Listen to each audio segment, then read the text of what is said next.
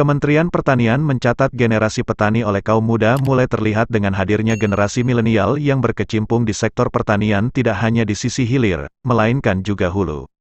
Selama ini, yang diketahui masyarakat luas bahwa petani milenial itu hanya bermain pada ranah pasca panen. Tapi faktanya, sudah banyak milenial kita yang terjun langsung di proses budidaya, kata Kepala Biro Humas dan Informasi Publik Kementan Kuntoro Boga Andri dalam keterangannya yang diterima di Jakarta, Jumat.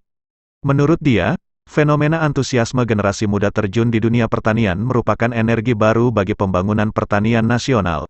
Generasi petani yang menjadi momok menakutkan, perlahan namun pasti mulai terjawab dengan lahirnya petani milenial yang tidak saja bergerak pada sektor hilir tapi juga di sektor hulu. Permasalahan generasi petani, menurut Kuntoro, sebetulnya bukan hanya dialami Indonesia saja, karena hampir semua negara di belahan dunia juga mengalami hal yang sama. Yang membuat generasi muda masih enggan terjun di sektor pertanian karena ada faktor psikologis dan ekonomis yaitu, stigma petani yang masih dianggap pekerjaan kelas bawah dan stigma pendapatan sektor pertanian yang lebih rendah jika dibandingkan dengan non-pertanian, katanya. Namun, seiring perkembangan teknologi dan informasi justru para milenial bersemangat terjun di sektor pertanian karena mereka tahu bahwa di balik tantangan yang dihadapi, pendapatan di sektor pertanian ini sangat menjanjikan.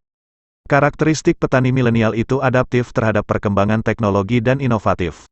Banyak hal-hal baru yang berhasil mereka aplikasikan, memecahkan kebuntuan dalam pengembangan usaha tani dan yang paling utama adalah menciptakan pasar baru yang potensial, kata Kuntoro.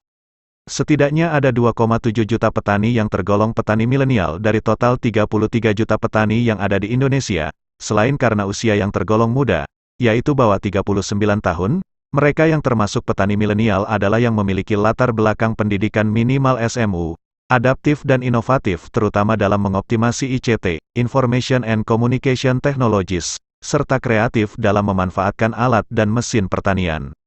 Oleh karena itu, Kuntoro melanjutkan beragam kreativitas petani milenial bermunculan justru pada masa pandemi.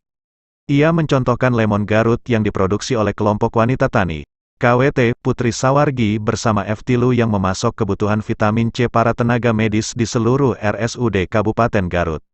Itu kan keren?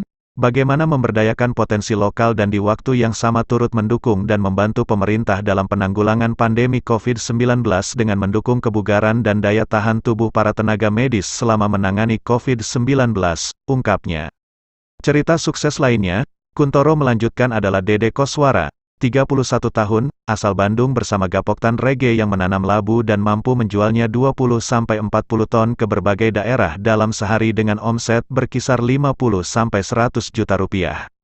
Itu adalah sedikit cerita hebat para petani milenial kita.